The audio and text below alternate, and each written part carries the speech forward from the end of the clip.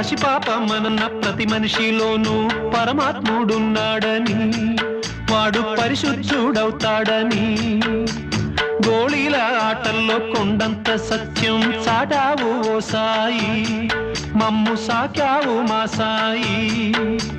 వాసనలు వేరైన వర్ణాలు ఎన్నైన పూలన్నీ ఒకటంటివి, నిన్ను పూజించ తగునంటివి. మా తడిలేని హృదయాల దయతోటి తడిపి కలుపుల్ని తీసేస్తివి, మాలో కలతల్ని మాపేస్తివి. మా పాపాల తొలగించు దీపాల నీవే వెలిగించినావయ్యా, మమ్ము కరుణించినావయ్యా.